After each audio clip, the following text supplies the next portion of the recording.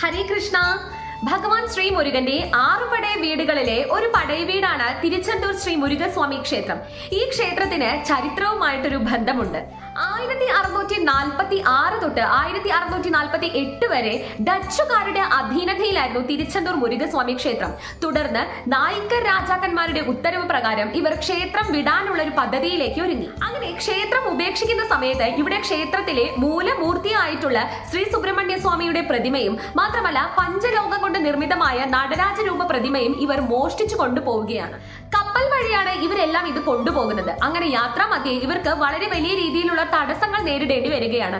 കാറ്റും മഴയും മാത്രമല്ല സമുദ്രം പോലും സ്ഥിരതയല്ലാത്തൊരു അവസ്ഥയിലേക്ക് പോവുകയാണ്. അങ്ങനെ ഗവർണർ ഉൾപ്പെടെയുള്ള അധികാരികൾക്ക് ഒരു സംശയം തോന്നുകയാണ്.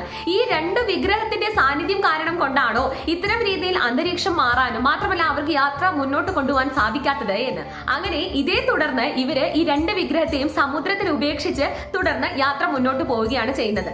അങ്ങനെ 5 വർഷങ്ങൾക്ക് ശേഷം ഭഗവാന്റെ തീവ്ര ഭക്തനായ വടമലയപ്പാർക്ക് ഭഗവാൻ ഈ സംഭവങ്ങളെല്ലാം സ്വപ്ന ദർശനത്തിൽ കാണിച്ചു കൊടുക്കുകയാണ്. അങ്ങനെ ഇദ്ദേഹത്തിന് ഒരു ഉത്തരവും കൊടുക്കുകയാണ്. അതായത് സമുദ്രത്തിൽ നിന്ന് ഈ വിഗ്രഹങ്ങൾ 2 വീണ്ടെടുക്കണം എന്ന്. അതിനായി ഭഗവാൻ വലിയൊരു രീതിയിലുള്ള അടയാളവും പറഞ്ഞു കൊടുക്കുന്നുണ്ട്.